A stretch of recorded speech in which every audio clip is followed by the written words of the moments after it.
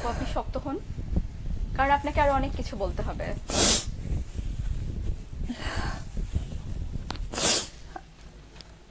আপনি বলেন তো আপু, আপনি একজন মেয়ে মানুষ, একটা মেয়ে কোন লেভেল পর্যন্ত কষ্ট করতে পারে?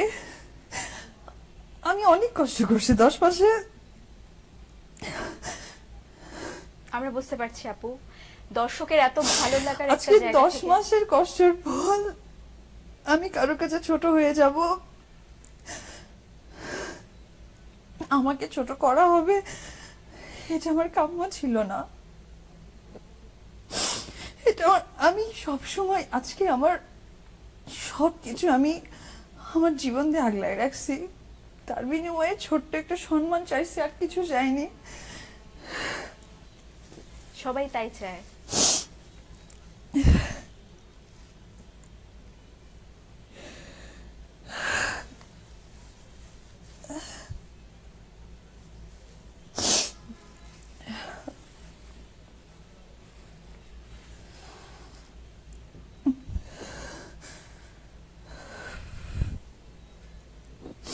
আপু, কিছু বলার আছে?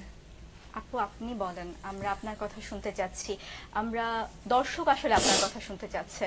আপনি কেন এতটা ভেঙে পড়েছেন, আসলে কি হয়েছে? আমার ছেলে আছে।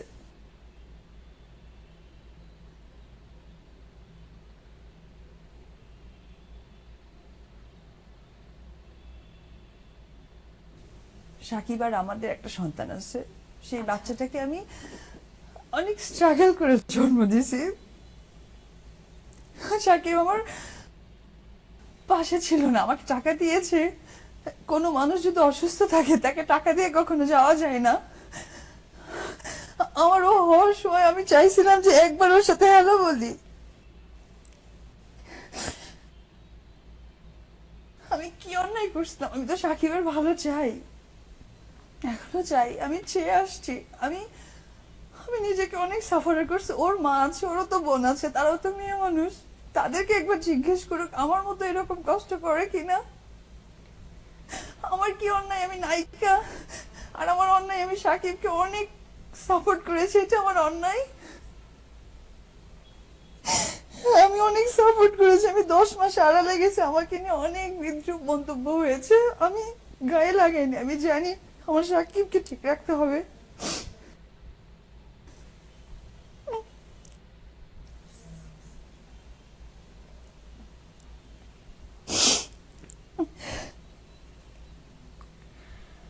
আপনার কোনো অন্যায় নেই আপু, আপনি শাকিব খানকে ভালোবেসেছিলেন। আমরা আমরা সবাই সেটা জানি, এবং আপনি, আপনাকে কেউ আপনার ভালোবাসার মর্যাদা দেয়নি, সেই দোষটা আপনার নয়।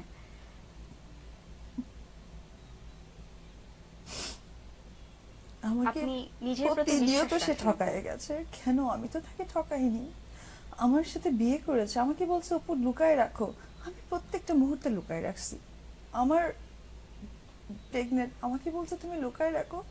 আমি 1 মিনিটে আমার আমার প্রাণের ছবি বসগিরি, সেই ছবিটা আমি ছেড়ে দিয়ে গেছি 1 মুহূর্তে। আমি একটু শব্দ করিনি।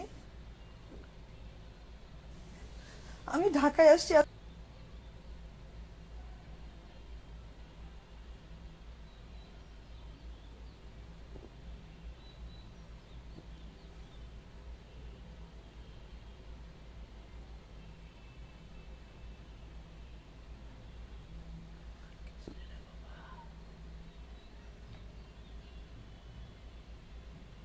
আজকে 5 মাস হয়ে যাচ্ছে।